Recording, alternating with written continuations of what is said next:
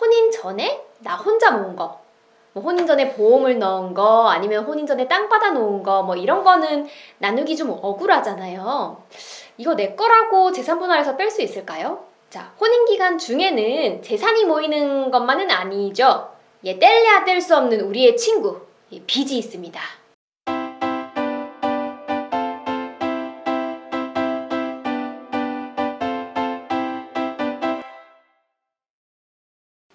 안녕하세요. 대구 입양 이지은 변호사입니다. 자, 이혼하면 빠질 수 없는 쟁점, 이혼의 꽃, 재산 분할입니다. 우선 어떤 재산이 원칙적으로 재산 분할 대상이 되느냐? 혼인 기간 동안 같이 모은 거 다 들어가죠. 예금, 보험, 주식, 부동산, 차, 뭐 이런 것들이 대표적이고요. 상담 오실 때 재산에 관해서는 최대한 있는 대로 다 알아오셔야 합니다. 특히 무엇 주의해서 알아오셔야 할까요? 저희가 법원에 재산 명시 명령을 신청을 해서 일괄적으로 알 수 있는 재산들이 있어요. 예금, 보험, 주식, 토지와 집합 건물, 뭐 아파트 같은 거, 뭐 이런 겁니다. 이렇게 일괄적으로 확인하기 어려운 재산은 더 잘 챙겨서 찾아오셔야겠죠. 혼인 중에 집 사고 예금 넣고 한 거를 나눠야 되는 거는 알겠는데, 혼인 전에 나 혼자 모은 거, 뭐 혼인 전에 보험을 넣은 거, 아니면 혼인 전에 땅 받아 놓은 거, 뭐 이런 거는 나누기 좀 억울하잖아요. 이거 내 거라고 재산 분할해서 뺄 수 있을까요? 공동으로 모은 거 아니고 내 거인 재산을 특유재산이라고 하는데요. 특유재산이라고 주장을 해도 혼인 전부터 가지고 있던 재산이 재산 분할에서 완전히 빠지는 경우 잘 없습니다. 왜냐하면 혼인 동안에 안 팔고 가지고 있을 수 있었거든요. 법원에서는 특히 혼인 기간이 오래되면요, 내가 원래 가지고 있던 이 재산을 팔아서 안 쓸 정도로 이제 배우자가 재산 유지에 좀 협력했다라고 판단을 해서 다 재산 분할 대상이 된다고 보고 있습니다. 그런데 한쪽에서 어마어마한 재산을 가지고 결혼을 했고 한쪽은 몸만 왔다 할 때는 뭐 밑도 끝도 없이 반으로 나눠라 이런 거는 너무 억울하겠죠. 그래서 이런 사정은 기여도라고 해서요, 모은 재산은 누구 덕으로 모인 것인가를 따질 때 고려합니다.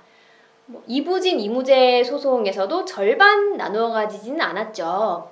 기여도 때문에. 그런데 이거에 대해서는 다음에 다시 제가 설명드리겠습니다. 자, 혼인기간 중에는 재산이 모이는 것만은 아니죠. 뗄래야 뗄 수 없는 우리의 친구, 빚이 있습니다. 이 빚도 공동재산에 포함이 되는데 다 포함이 되는 것은 아니고요. 법률 용어로는 일상가사에 관한 채무라고 하는데요.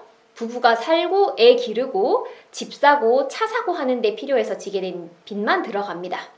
근데 혼자서 뭐 명품 시계 사고 백 사고 한다고 상의 안 하고 빌린 돈, 뭐 도박한다고 빌린 돈 이런 거는 안 들어가고요. 또 사업하는 배우자가 빚을 지는 경우 있죠. 특히 물건을 왕창 이제 외상으로 가져오고 채무라고 주장하는 경우가 많은데요. 외상값만큼 물건이 있거나 아니면 물건을 판 값이 나중에 들어오겠죠. 이런 채무는 포함이 안 된다고 보시면 됩니다. 그리고 또 남한테 빌린 돈 있다, 이런 주장도 많이 합니다. 엄마가 결혼할 때 보태준 돈, 형제들이 보태준 돈, 뭐 이런 건데 막상 이혼 소송이 시작되면 이거 받은 게 아니고 빌렸다라고 하면서 빚이라고 주장하는 경우가 많은데요. 이 돈은 그냥 준 건지 빌려준 건지 알 길이 없죠, 사실. 거의 뭐 포함 안 된다고 보시면 됩니다. 또 내가 빚지는 경우도 있지만요, 남의 빚을 보증서 주는 경우도 많죠. 빚보증서 준 경우에 이것도 다 부부 빚으로 포함이 될까요? 보증은요, 원래 돈 빌린 사람이 안 갚으면은 대신 갚는 거고, 갚고 나서 원래 돈 빌린 사람한테 내가 대신 갚은 거 내놔라 할 수 있잖아요. 이거를 구상권이라고 하는데 이것 때문에 포함 안 되는 경우가 많습니다. 하지만 원래 돈 빌린 사람이 쥐뿔도 아무것도 없다, 결국 보증선 사람이 갚고 나서 다시 받을 길이 없다 할 경우에는 소급재산으로 포함될 수도 있습니다. 자, 모은 재산보다 빚이 더 많다. 이때 빚도 5대5수로 분할이 될까요? 원칙적으로 이럴 때는 재산 분할 청구를 하지 않습니다. 받을 게 없는데 청구를 안 하죠. 근데 빚만 잔뜩 떠안고 있는 쪽이 너무 억울하잖아요. 빚진 쪽에서 재산 분할 청구를 하는 경우가 있는데요.